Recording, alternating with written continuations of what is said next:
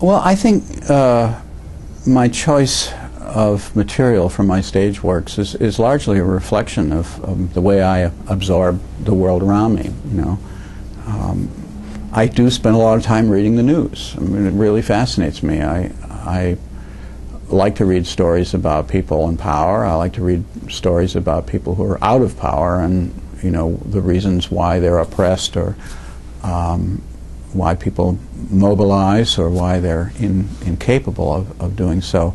I also love American history. You know, for all the aggravations and embarrassments of being an American right now, in 2008, I also am immensely grateful that I'm an American. I think that American culture still leads the world.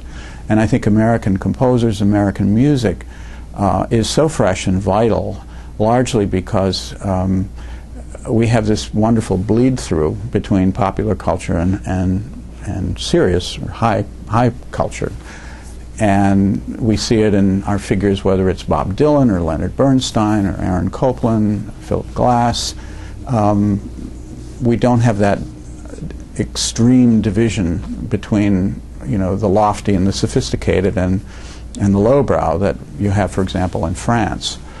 So there's a way in which I like to probe the psyche of the country by choosing stories or themes that act as a kind of a nucleus for our experiences. For example, Nixon meeting with Mao. For me, that was a totemic event. First of all, because, you know, Nixon tried to send me to Vietnam, and I have a very personal feeling about him. And watching his fall, his disgrace, I mean, we all sort of took kind of schadenfreude pleasure in the Watergate hearings, but in fact, you know, it did have a kind of Greek tragedy, you know, side to it. And also, you know, the themes of Nixon and China are broader than that. They really are about the collision of two ways of how, you know, people might live their lives. One, the social welfare state in which no person should go hungry and no person should get, you know, ridiculously wealthy, which is the communist or socialist model. And then the market economy, which is represented in the opera by Nixon, in which, you know, everything has a market value to it. And so this collision of these two incredibly vain, self-made men is just kind of a delicious way of handling that. And I could handle it with humor, and with references, a sort of wink of the eye references to all kinds of artifacts from American culture, whether it's the Star-Spangled Banner being inserted into the music as the Air Force One lands in Peking, or Madame Mao singing, "I am the wife of Mao Zedong, when I appear the people hang upon my every word," things like that. Likewise, the Death of Klinghoffer, you know, the theme of that opera is terrorism and the Middle East. And, you know, I wrote that opera in 1991. Here we are 17 years later, and the theme of that opera is all the more painfully relevant today than it was back then.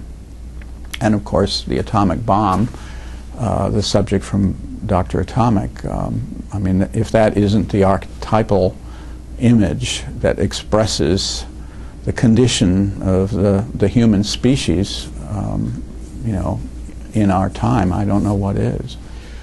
Well, Dr. Atomic is based on a real-life story. The group of brilliant scientists who all gathered in this very romantic location. You know, it was a isolated, remote mountaintop, a mesa in the beautiful, evocative landscape of northern New Mexico. And they huddled there under great secrecy and Army security, knowing only the rudimentary theory that the nucleus could be split and therefore, you know, a bomb might be made. And over a period of 2.5 years, they went from just that basic theory to this astonishing engineering feat where they actually designed and built a workable atomic bomb. Actually, they designed two models, one called a uranium gun model, which was the one that was dropped on Hiroshima, and the other the plutonium sphere, which was dropped on Nagasaki.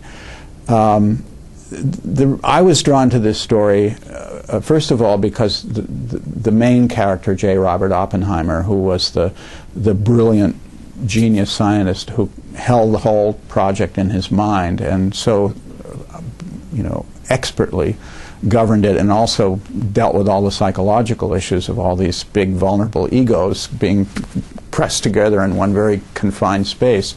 Oppenheimer to me was this immensely intriguing and very dramatic character. He was ideal as a character to set in an operatic mode because, first of all, he was without a doubt the most culturally refined scientist that ever lived. He wrote poetry. His family was a wealthy Jewish family from New York, had Van Goghs and Monets in their personal collection. He only listened to classical music. He spoke 5 languages. He read Sanskrit. He was just this extraordinary person. Plus, he also had this slightly colored past where he had been tangentially involved in, socialist and communist activities, like most intellectuals were in the 1930s. And of course, that came back to haunt him later on in the 50s during the Cold War. So we had Oppenheimer, and then we had the whole issue of this great tension where the scientists were being pressured by Truman to get this bomb up and running so that when Truman went to meet with Stalin and Roosevelt, he would know that he had this bomb. And we have Edward Teller, who eventually became this sort of Strangelovian figure who betrayed Oppenheimer, but who in the opera actually is given to ironic humor, but really is very much beloved at this point in his life by Oppenheimer.